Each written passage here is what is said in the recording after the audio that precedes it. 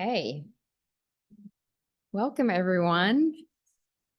And thank you, everyone, joining on Zoom. It's a little hard for me to look up to the camera because the spotlight is right here. So, but thank you for joining for today's Research Spotlight Talk. This is also the final Research Spotlight Talk for the 2023-2024 academic year. My name is Katrina Damrell, and I'm a Master of Environmental Management student or graduate, fresh graduate from the Yale School of the Environment. And I'm also the Research Spotlight Assistant at the Yale Peabody Museum. And I'm joined here tonight with my colleague, David Heiser, who's off screen here. He's the Director of Student Programs for the Yale Peabody Museum. And he's also managing the Zoom audience off screen. So thank you, David, for making this all happen.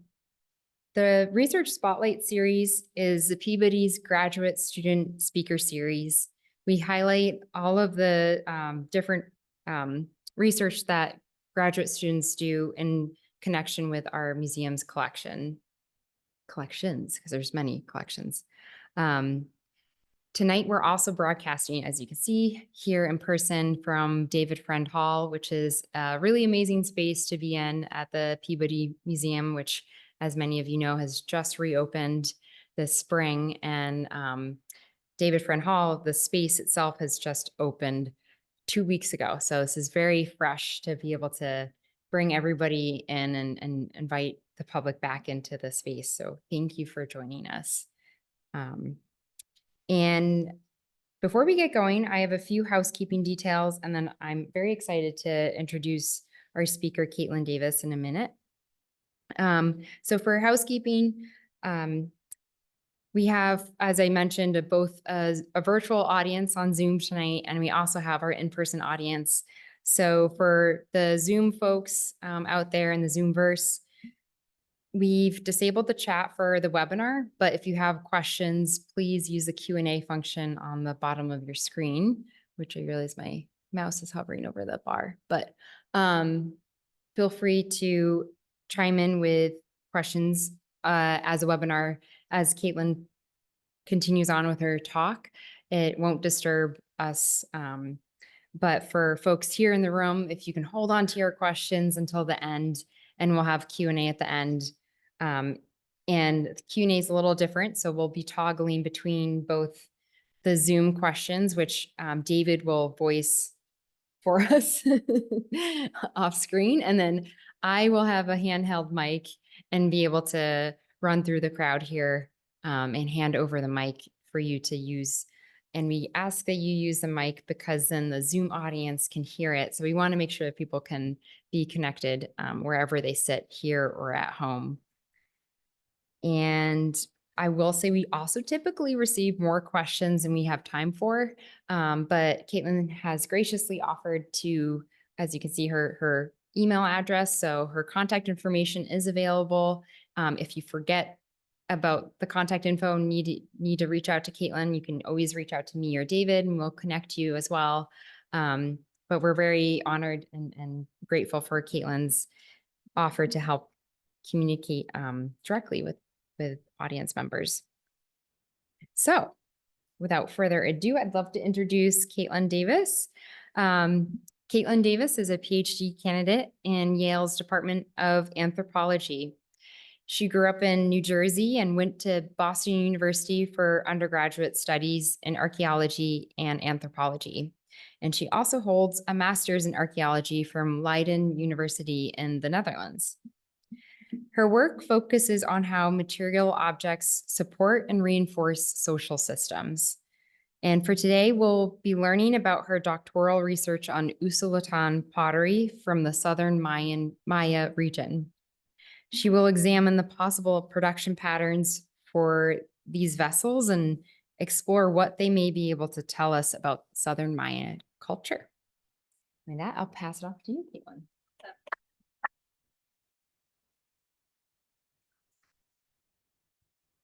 All right. Hi, everybody. I was just introduced, but I'll say again, my name is Caitlin Davis. I'm a PhD candidate here in anthropology, and my work is focused mostly in Guatemala and Western El Salvador. My dissertation is focused on this really lovely type of decorated pottery that you can see here, which is called Usulutan. And the goal of my research is to both understand the production processes for this pottery, but to also understand the social systems in which this pottery was used. Before we start, I do want to let you know that I have some figures of a burial in here. They are drawings, not images. But if that is something that you're not comfortable with, I might recommend that you leave now. And otherwise, we will continue forward.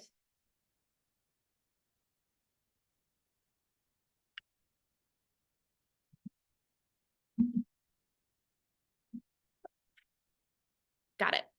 All right, so the pottery that I study is called Usulutan. It is an example right here. This is from the city of Caminal-Huyu, which is underneath present-day Guatemala City. And this example here is in the shape of a frog. And what I study are the yellow and orange decorations on the surface of these vessels, which is called Usulutan style. Usulutan pottery first appears in Western El Salvador in about 700 BCE. And over the ensuing centuries, it spreads out to Guatemala, Nicaragua, and Honduras. So it becomes very popular. And people continue to use and make Usulutan up until about 400 CE. And that's when we really see a drop off in use. There are a lot of different varieties of Usulutan pottery all across southern Mesoamerica, and they're differentiated based on the surface treatment that they have, the clay that is used to make the pottery, and also what they add to the clay as temper. This is a great example of the style over here on the right. You can see those yellow lines on the surface of the vessel and then that orange backdrop. And sometimes Usulutan pottery also has other decoration. So this example here from Coatzamalapa has a little face in the middle, and it also has some incising around the face and then up by the rim. And then this example over here, which is a provenance in the Museo Popol Vuh, this one shows you that they are applying red and black pigments. And we really only see that towards the later periods of use. So we definitely see changes in how they're making it over time. So where was this pottery being used? I operate in the Southern Maya region, and here we have on the bottom left corner a map of Central America, and that little box shows you where I am zoomed in. This is my study region, and we have this nice volcanic ridge up here where we have Caminal-Huyu, and we also have the sloping Piedmont where we see sites like Coatzamalapa, Cabezas, and then low-lying coastal regions where we see sites like Salinas La Blanca. So we have a few different types of environments represented here. When we're thinking about pottery in this region, generally we can divide a lot of southern Mesoamerica into a few different ceramic spheres. And ceramic spheres just reflect that there is general uniformity in how people are making pottery in this region. The sphere that I focus on is the Providencia Miraflores, that little pink one down there. But even within that ceramic sphere, if we go to the right side of the page, I've mapped out all of the different ceramic traditions that are at play here. And we can think about traditions as kind of smaller spheres. They're smaller areas of practice in which people are doing different things. So even in this area of a lot of similarities, there are definitely meaningful differences in how people are making and using their pottery. When we think about Usulutan, a lot of the time archaeologists think about really elite burials. And this is one of the most famous examples. This is tomb E33 at the site of Caminal-Huyu. As I said, Caminal-Huyu is located underneath present-day Guatemala City. And unfortunately, Mound E33 was destroyed by the expansion of a brick production facility a few decades ago. So it no longer really exists. And that is the case for a lot of the city because it's been destroyed by the urban expansion of Guatemala City. So that's a big problem we have to deal with. I like to think about Caminal-Huyu from the perspective of Tatiana Proskoryakov, who was a famous scholar of the Maya, and she called it a cosmopolitan city. And I think that really helps in framing how we should approach it. It was a multi-ethnic, multilingual place where lots of people were coming together. And we can see here one of the most elaborate burials that is in Mound E33. This is tomb number 2, and it has a principal occupant right in the middle, and then a number of sacrifice attendants that were around him. There are a ton of grave offerings in this diagram. You can see a bunch of them. We have lots of obsidian, lots of jade, and a lot of pottery. All of those circles represent different vessels. I've highlighted here for you all of the vessels that have the Usulutan design on them, that yellow and orange pattern. And these are black and white photos, but imagine them with color. They're from the original excavation reports. And we can see that they make almost an encasing barrier around the tomb, almost like they're separating what's in the tomb from the world outside of it. And this is what a lot of people associate with Usulutan. They think about these elite, fancy burials. However, We also know that Usulutan has been found in non-elite contexts, including small villages, which suggests that there is some kind of need for this pottery beyond these elaborate mortuary rituals that were only for the elites. So let's take a closer look at these designs. I've called this talk Squiggle Studies, and that is because of the fascinating designs that you see on top of these vessels. This is an S-shaped curve. It kind of starts over here and then comes down and then back up again, made using a parallel line brush. And my approach to these squiggles is rooted in Alfred Gell's idea of enchantment. Alfred Gell was a British anthropologist of art, and he really thought that decorations were not simply there to be pretty, but rather they had a purpose. To him, these pretty pattern objects would have drawn the viewer in, almost enchanting them with their patterns. And these were not simply incidental enchantments, but actually really important. This feeling of enchantment could be used in operation or in support of various social systems in society. And so what I'm thinking about when I look at these squiggles is what kind of social systems are being supported by these lovely orange and yellow pots. This is a map of the study region that I am working in. And you can see a number of different examples of the pottery from all across this region. And the first thing that I notice is that none of this pottery is identical. So far in my research, I have found no evidence for mass production or standardization. And instead, we really see a range of approaches to the style. There are common vessel forms, but they're often made in kind of unique iterations. We have lots of forms that have faces on them. We have interesting kind of figures over here, which could be a pottery or a mouse. But to me, when I look at these, I see that the creativity of the potters is on full display here. They're really allowed to pursue these interesting ways of representing different things. People have been thinking about Usulutan for a very, very long time.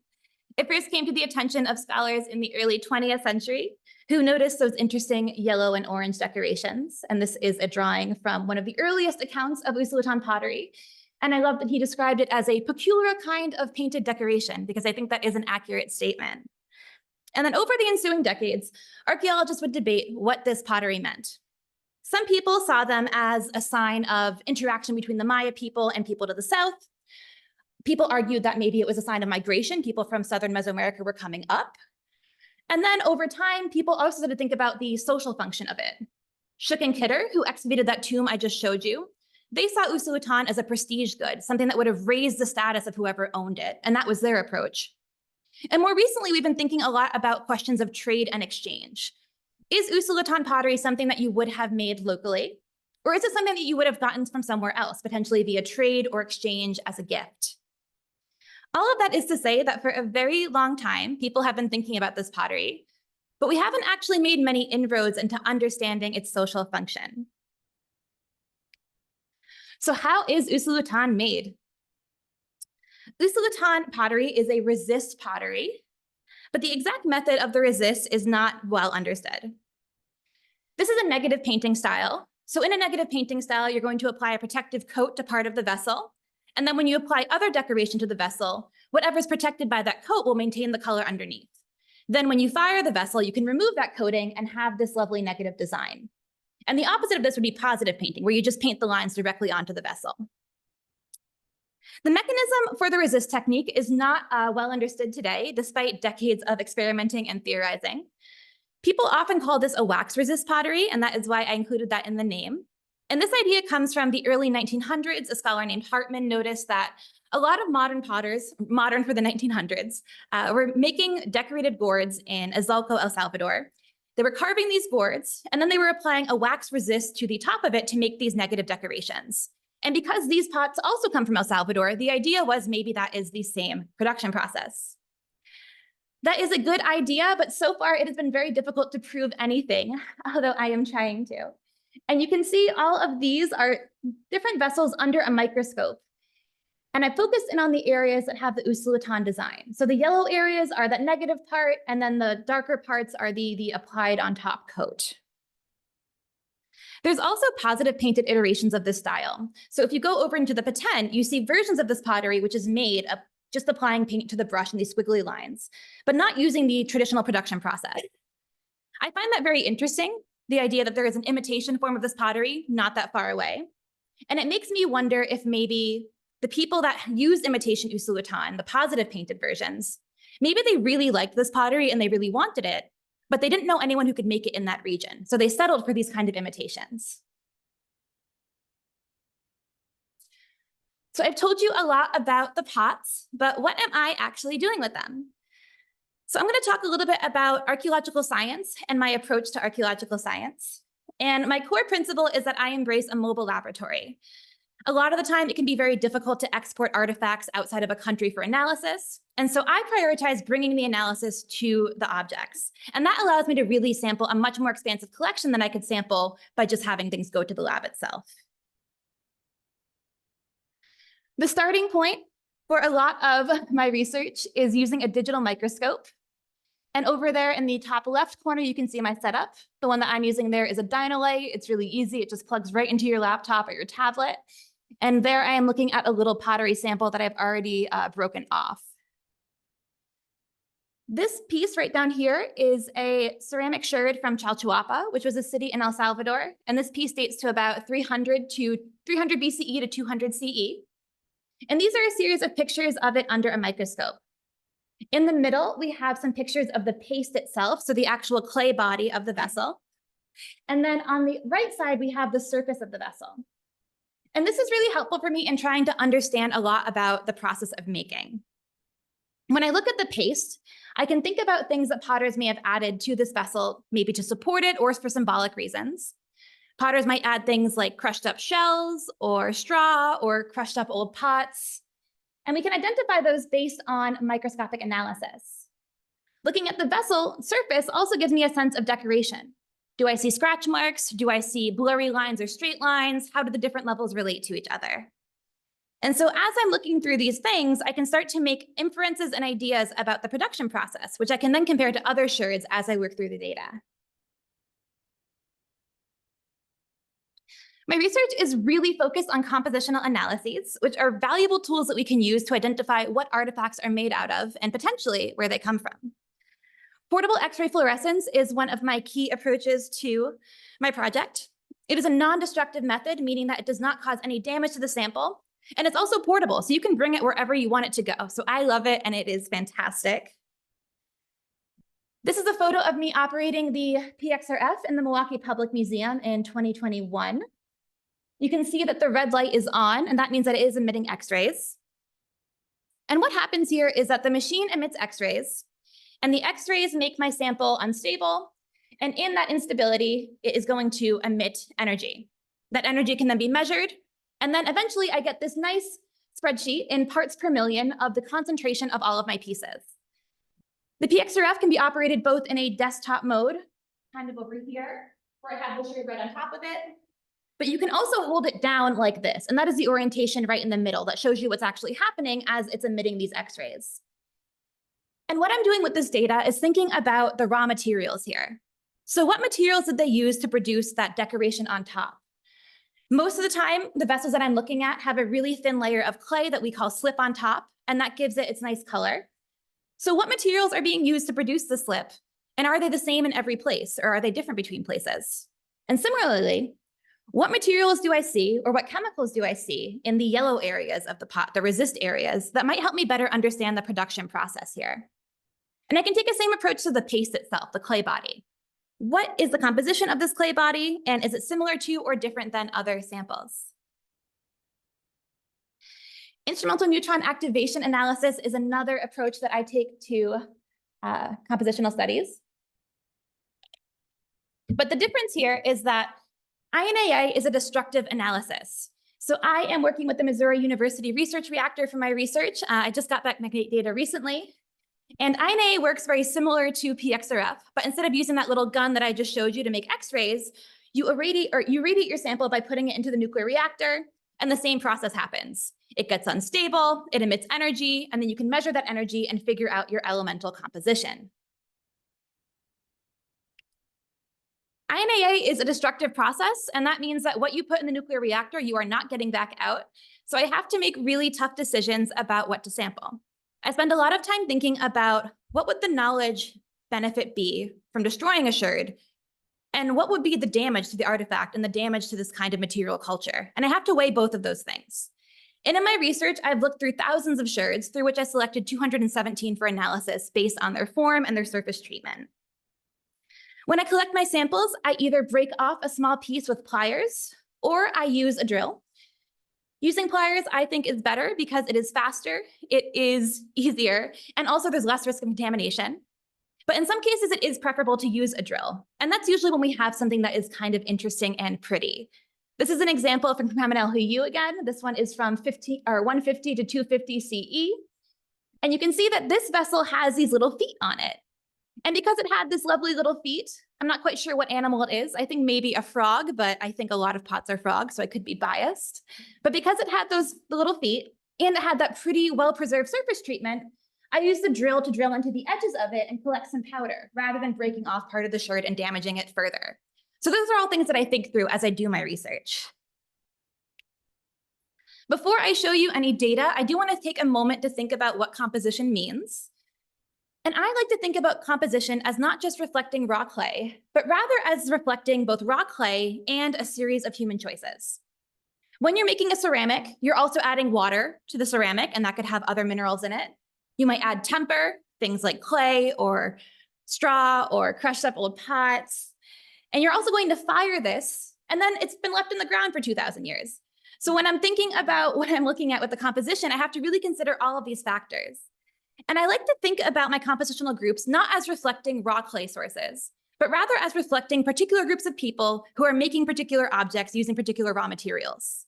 And that helps me focus on the human aspect of it as opposed to just the geology and the chemistry. So let's take a look at my data. These are all my preliminary results. So I got my data back just a few weeks ago. So please take whatever I'm going to say as my first thoughts on the matter and not my last. But with that being said, I do think we can say some things about this pile of data. This is a principal component analysis of my INAA data set, and this is for all of the elements that I sampled. There's about 20-something of them. Eventually, I'm going to have to pare this down because not all elements are equally useful in discerning compositional groups, and there's been previous studies that demonstrate which elements are more definitive than others. But this gives us a sense of the whole data set.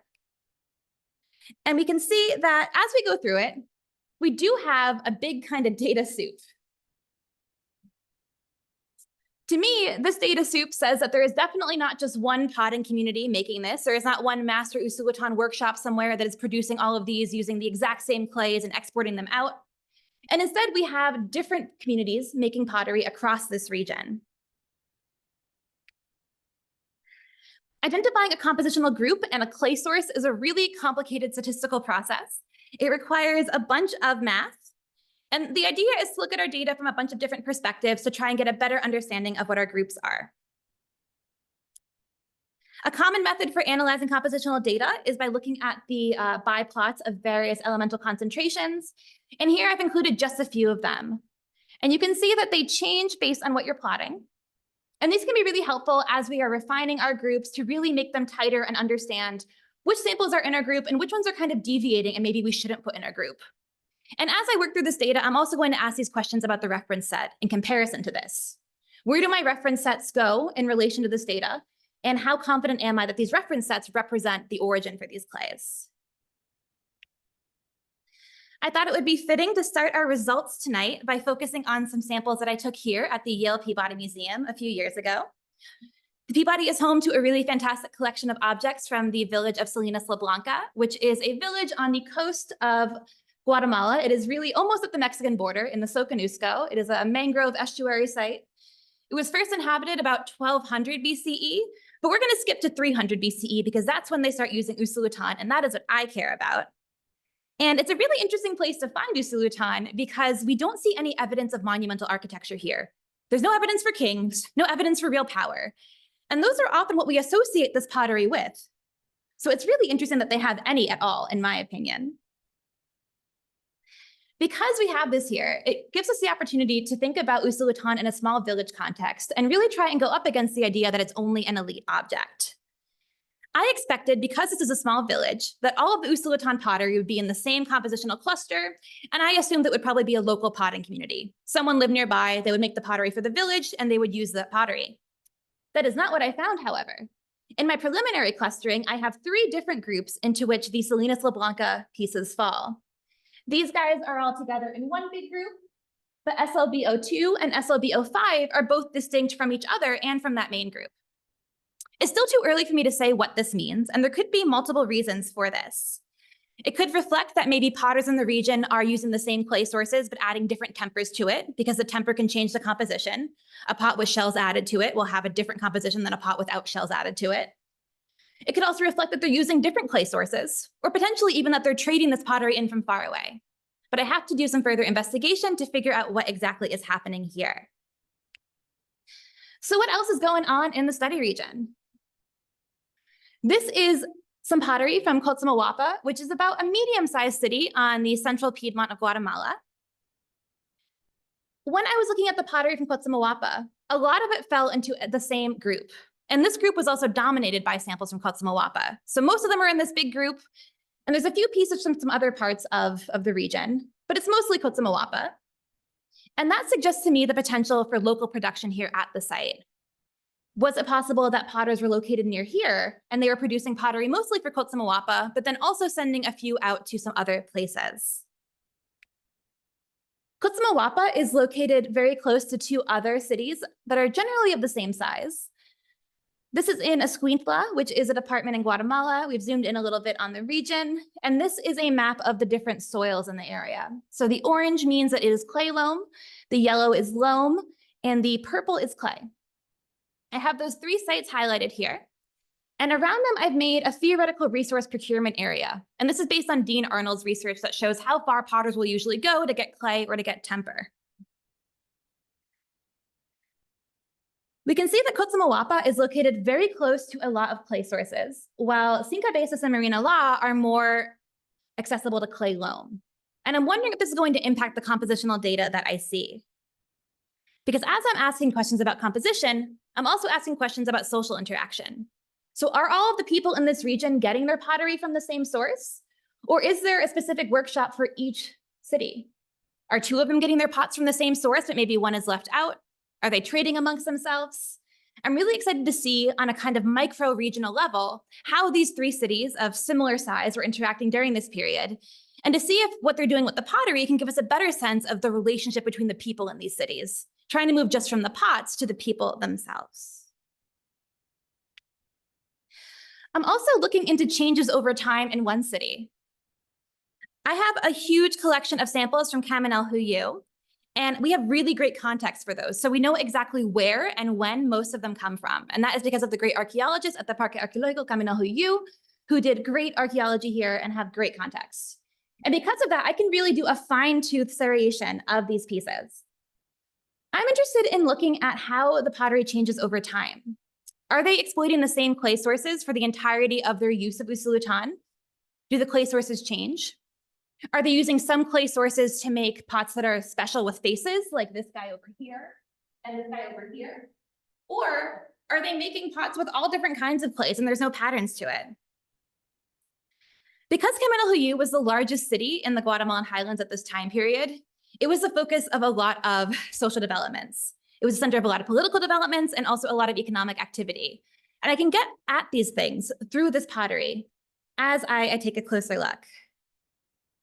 There's evidence for a major disruption to the social system at Caminal Huyu at the end of the formative period, around 100 CE. We see destruction of monuments, increased defensive architecture, and burials that have significant wounds in them. And I'm wondering how Usulutan will play out during this period. Do we see changes to Usulutan production patterns during this social transformation? Or does it continue as usual? This will be very helpful, I think, in better understanding the social changes at this time, because as of now, they are very poorly understood. But from the perspective of pottery, perhaps we can get a better understanding of how production is working at a big city during times of social change. Chalchuapa was another very large city that was located in western El Salvador. Archaeological evidence, including ceramics, has demonstrated that the people at Chalchuapa were in contact with the people at Caminal Huyu. There is one shirt that has been chemically tested and it links them, which is a very exciting and a quite tiny sign of evidence, but I think it suggests a deeper connection here. I have really great context also for the pieces from Chalchuapa, so I know their time periods very well. And because I have great time context for Chalchuapa and for Kaminalhuyu, I can then look at how two very big cities experience the same time periods. I can ask how they change over time. And if I see changes happening in Usulutan production at Kaminalhuyu, do I see the same at Chalchuapa? Or are they doing things differently? And if they're doing things differently, are there any other archaeological signs that might help me figure out why there's a difference between these two cities?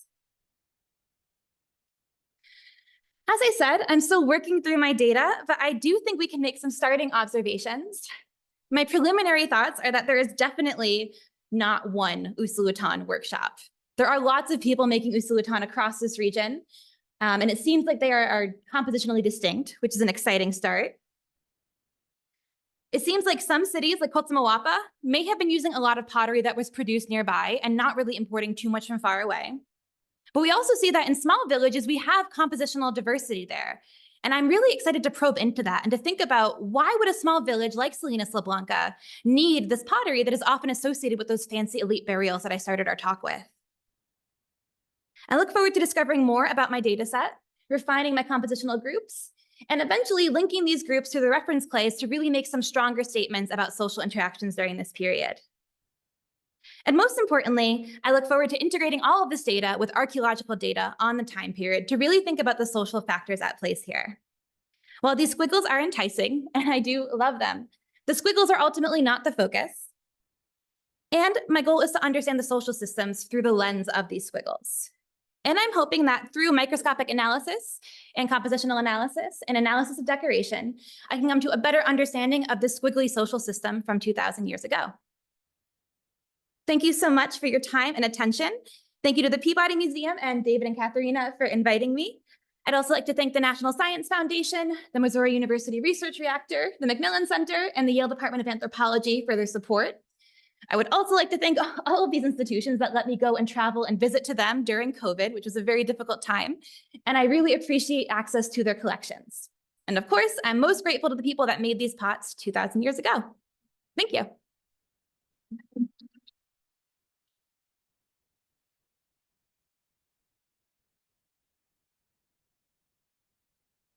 Any questions? That was fascinating. Thank you so much, Caitlin. Oh, you're welcome to stay up on the podium and All good. we'll do Q&A. Yeah, thank you so much. We have a couple questions and I think we probably have a few in the Zoom audience too. Hi, thank you so much. This is so fascinating to me. In talking about choice of composition, could the individual firing these pots make another type of pottery? We've identified Usulutan was in production, but was there an alternative? Like, was there something motivating? No, I'm going to make an Usulutan type. That is such a great question. Yeah, so there are lots of other types of pottery during the period, and there's also lots of fancy pottery besides Usulutan. So they definitely could have made different types of pottery, but I love the question about would the same potters who make Usulutan also make other stuff? Because something I wonder about is, would potentially Usulutan production be something super specialized? That surface treatment is super complicated. I love that despite the fact that this is 2,000 years old, we still can't figure out actually how they did it. And to me, that implies a kind of level of specialization that maybe other potters couldn't have. But at the same time, maybe they did have a giant workshop where all of them working together on all kinds of pots. So it's kind of up in the air, but there definitely were other fancy things they could have bought instead of Usulutan. Thank you. I wonder too, do you, in your research and your travels, in being in these places, is there local indigenous community talk, ceremony, lore, known practices related to ceremony, other than just burial rites? Could this be like a Temescal or some other ceremony where they're a utility, they're a sacred instrument, a sacred vessel for ceremony? That's a great question also. It's hard to know about the context of it because so many of them come just from the burial context. But when we're thinking about other rituals, there is a feasting deposit in Rio Pelo in Honduras, where we see Usulutan vessels in a deposit with a bunch of animal bones. And we also see it near a ball court. And so I think that potentially Usulutan wasn't just restricted to mortuary rituals. My idea is that potentially, since we see it at the small site and we see it at the big sites, there's a continuum along maybe which you would need it. So maybe the rich people would have the fanciest Usulutan for their burials, but common people would also have their own kind of rituals, maybe related to ball games or feasting or other stuff like that. But it remains to be seen. David, do we have any questions from Zoom? We do. All right, I'm going to read one straight because you'll see why. This attendee on Zoom says, "Hello, I am Marcos Ramos Valdez, a paleoethnobotanist at Cornell University. I was wondering if you foresee the possibility of utilizing macro and micro botanical analyses for these pots. If so, do you think that their botanical context, the plants that could have been inside these pots, change your interpretations?" Oh, that's such a good question. I wish I could do residue analysis, but so many of the pieces that I study are in museum collections, so they've already been kind of scrubbed and cleaned. So that's a big problem with my approach, I will say, is that if you're doing archaeology and you're digging it up, then you can do more residue, whereas what I'm doing is kind of going through other people's stuff they've already done. I would love to do some residue analysis on stuff that was recently excavated. Thinking about also food and food use, people have called these chocolate pots sometimes. Not quite the Usulutan, but they've called these spouted vessels that sometimes have Usulutan decoration, sometimes don't have them, chocolate pots, with the idea being that you'd blow into the spout and it would froth things up, and then you could have your chocolate beverage. So it does seem like at least some Usulutan were being used for chocolate production, which I think is a really exciting result. But I don't think it was exclusive to chocolate. So I would love to do some residue analysis if anybody has any new Usulutan.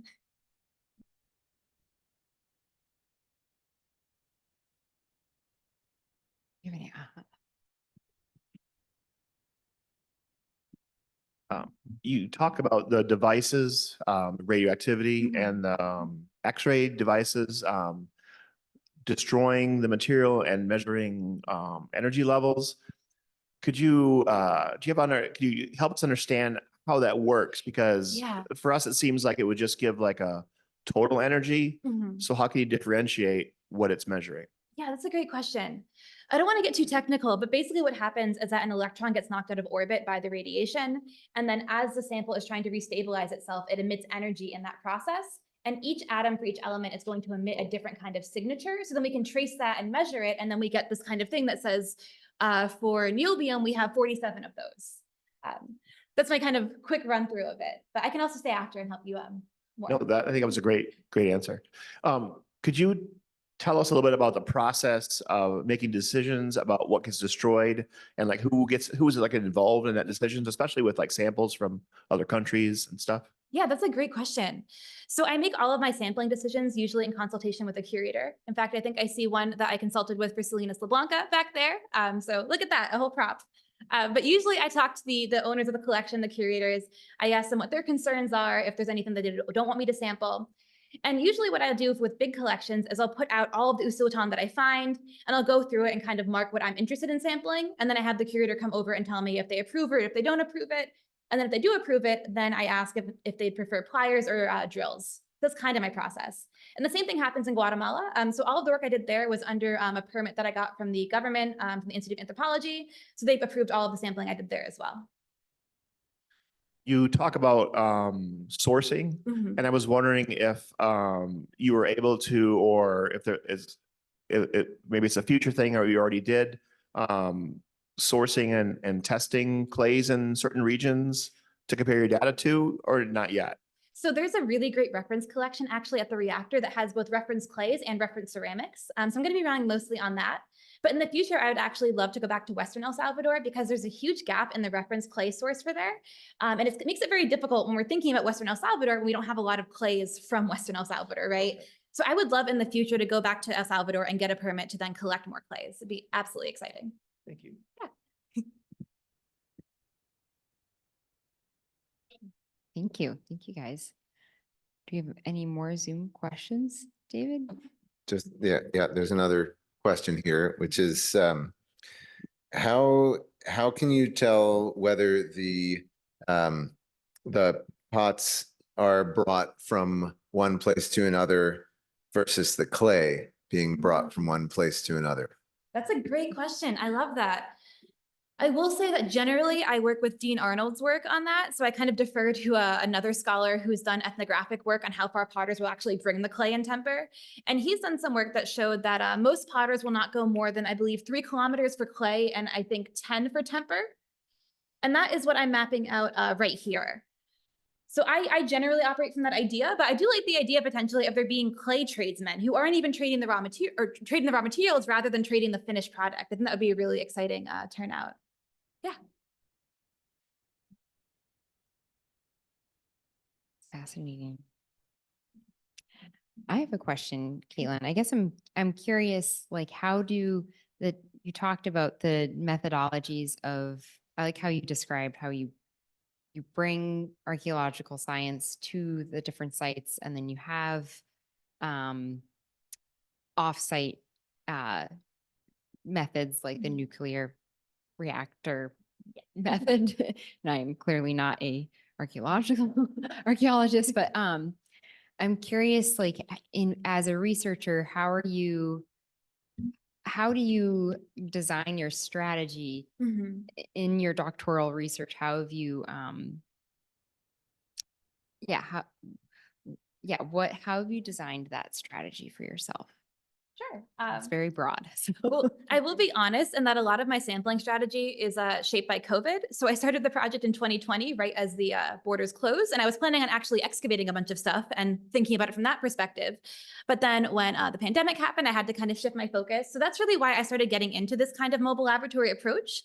And I like to think about which collections I can access, first of all, who will let me use their stuff and who will let me also sample their stuff, but also which collections are going to be most useful for my research. So there are some collections from this region that I didn't sample, mostly because I wasn't that interested in the sites themselves and there wasn't a lot of previous research on the site, so I couldn't put the artifacts into full context. So for these, I mostly sampled pieces from sites that have pretty good archaeological records, pretty good excavation records, and a pretty good understanding of the ceramics also already at the site.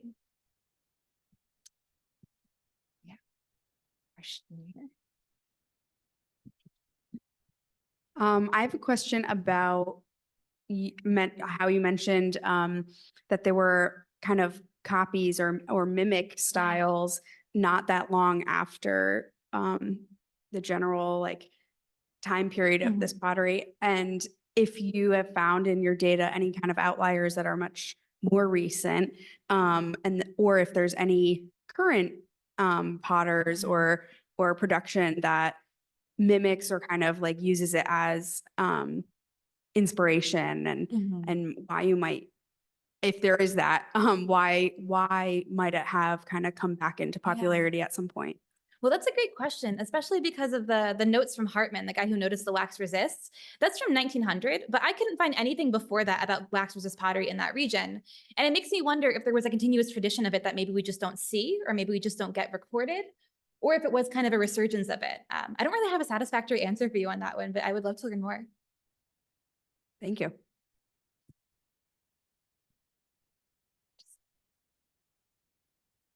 Hi, and thank you so very much. So dual interest in coming here, love science, love all of that fun stuff, and a potter. So super fascinating, right? So like I have really two big questions. And I forgot them because I was telling you who I am. It's okay. Is it possible to go back to your theoretical framework associated with enchanting? Enchanting squiggles. I brushed past that, but that is like a core philosophy of mine. Yeah, I am curious from like a theoretical framework perspective and its relationship to your like driving questions that you have with each one of these, like your wonderings. Like when you go back to enchantment and you go back and you look at your really quantitative data and you want to draw these qualitative answers from them, could you draw a stronger connection between that theoretical framework and the questioning that you have? Yeah, definitely. So I feel for me, I kind of brushed past it, and I would definitely recommend if anybody wants to know more about it. Alfred Gell wrote this down. He wrote a number of great pieces on it. And then he kind of died suddenly, so no one could really ask him any more questions about it. But I think that also gave it a long-standing history. But the idea with that is he was looking on Trovering canoes over in Melanesia, and they're really, really patterned and pretty. And he was wondering why they would make these war canoes so pretty and patterned. And his idea was that this kind of complicated pattern imagery almost draws you in and hypnotizes you. You're so engaged in it, you're so sort of immersed in it, that then that kind of feeling could be operationalized in support of different social systems. So it's not like the decoration is just incidental, but it's actually quite purposeful in why you're making that pot in a certain way, or you're making that canoe in a certain way. So when I think about that, I'm really trying to get away from all of the chemistry and get more into the social function of it and try and ask about the functions of the chemistry, I guess. And in terms of linking it, it's a hard link to make. I love this question because I'm kind of working through this now with my own theoretical chapter. But one thing I'm thinking about in terms of what system was this used for is access. Who would have had access to these pieces? And through my own work, can I reconstruct access? Is it that most of the access is in the big cities, or it's mostly being produced in big cities, so people there have a lot of access to it, and these squiggles are more for them? Or is this a common squiggle? It's a squiggle for the common man because everybody has access to it, and I see a really diversity of the compositional data. So I'm kind of approaching it in that way, but it is quite difficult to go from the data itself to these inferences about culture. It's really fascinating because as a potter, wax resist is not difficult, right? It's something that you do, and it's something you do on almost every piece to protect your kiln. So like when I think about this and I think about the accessibility of potentially the methodology that is being used to get this wax resist or to get this squiggle, maybe it wasn't accessible. Maybe it was it was actually accessible to all social classes, right? That's kind of just a fascinating wondering. So that was, I don't know what my other question was. No, I love these wonderings, and they're also similar to my wonderings. I didn't mention, but there's a lot of other theories about how these could have been made. Some of them are about salt leaching, so maybe to put some salt on this area and kind of pull out the color, similar with chalk or acid etching, that kind of stuff. There's also theories about pulling off the slip, kind of using a scraping device. So there's all different kinds of ideas here. And honestly, I think that there might have been multiple ways to make Usulutan vessels, because as I go through the compositional data, I have a lot of data on these yellow parts and a lot of data on the darker parts. And just from a kind of base level, I'm comparing what elements we have in each, and is there maybe a sign of the material used that can point us in the right direction? So we're not just relying on ethnographies from 100 years ago. But I haven't really found a pattern that's consistent for the entire data set. So I think there might be multiple ways to make this.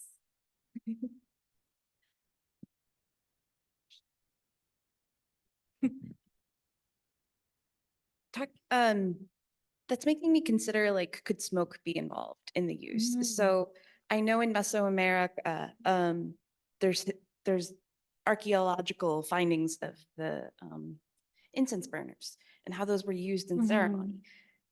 Is there any suspicion, like, oh, this could have, some use could have been for utility of an incense burner for ceremony? And I see the art as like duality, and it makes me think of like the belief system of El Mateo, like life and death, movement. And so I wonder what your reaction to that is, I guess. Could you repeat the beginning part of it? Could you guess that some of these Usulutan potteries were used like incense burners that we've identified in Mesoamerica? Briefly blacked out. Good. Yeah, so I didn't talk about vessel forms, but all of these are pretty much fancy serving wares. So we don't have any storage ware, and there's also no cooking ware here. This is all like your fancy Sunday table stuff that you bring out for special occasions. And in terms of vessel forms, I haven't found any incense burners yet. We do see sometimes that they have fire clouding on the bottom from being fired in an open pit. So some of them have like these big black smudges on the edges. And sometimes the actual, like the yellow lines turn into black lines, which is really cool. I mean, I'm always wondering, is that an intentional thing? Like, is the fire clouding an accident, or did they want it to do that to make a kind of multicolored Usulutan? But yeah, so far, no evidence for incense burners, but definitely some smoke on them. And we have time for one more question. So lucky you. On the theory that it's wax resist, where would the wax have come from? Oh, great question also. So I think most likely beeswax, just in terms of what was accessible to people in that time. I can't find any other sources of wax that I think would be that common for people, but I'm also not a wax specialist yet, so I'm not quite sure. But right now I would say bees are my current idea. That's fascinating. Thank you so much, Caitlin, for your time and research and joining us today. And thank you everybody for joining our talk as well in person and on Zoom. And I will say that the talk is recorded, so please feel free to share. We'll be publishing this talk on our YouTube channel. So if you guys don't already check out our YouTube channel, please do. The Yale Ph.D. has an entire series of talks featured there, and sign up for the Yale Ph.D. newsletter as well. We'll be advertising our next series of events later in the year. And thank you again, Caitlin. This is such fascinating research, and we're so honored to have you here. Thanks for coming.